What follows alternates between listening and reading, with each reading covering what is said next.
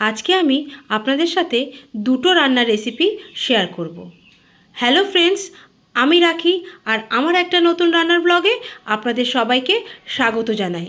আশা করি সবাই ভালো আছেন।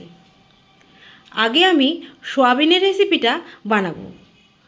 তার জন্য সোয়াবিনগুলোকে সিদ্ধ করে নেব। আর এদিকে পেঁয়াজ বেটে রাখলাম, রসুনও বেটে রেখেছি, টমেটো পেস্ট আর টক দই নিয়ে নিলাম।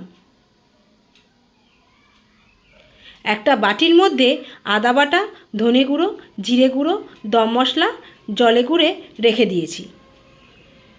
আর লাগবে একটা ডিম, আর অতি অবশ্যই আলু।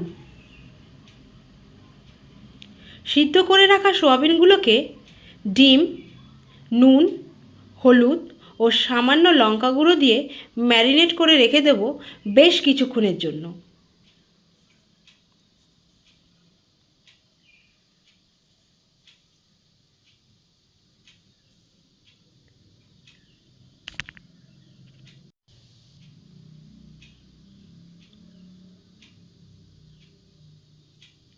তারপর কড়াইতে তেল দিয়ে দিলাম।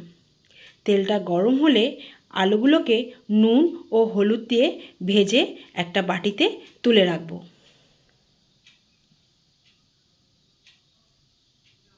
ওই তেলেই ম্যারিনেট করে রাখা সোয়াবিনগুলোকেও ভেজে তুলে নেব। তারপর আবার কড়াইতে তেল দিয়ে গোটা গরম মশলা ও জিরে ফোড়ন দিলাম। ফোড়ন থেকে সুন্দর গন্ধ বের হলে রসুন বাটা দিয়ে ভালো করে নাড়িয়ে নেব। তারপর দিয়ে রাখব গ্রেট করে রাখা পেঁয়াজগুলো।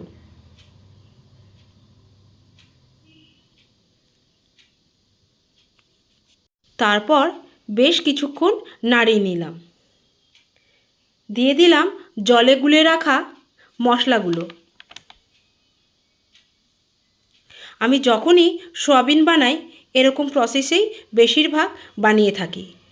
তারপর টমেটো পেস্ট অ্যাড করলাম। পেঁয়াজের সাথে টমেটো ভালো করে নাড়িয়ে আলু ও সোয়াবিনগুলো একে একে দিয়ে দিলাম।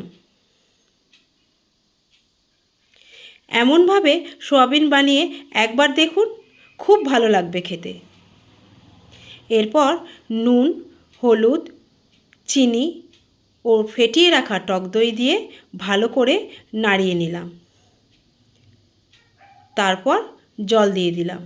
জলটা ফুটে উঠলে ঘি ও গরম মশলা দিয়ে নামিয়ে নেব।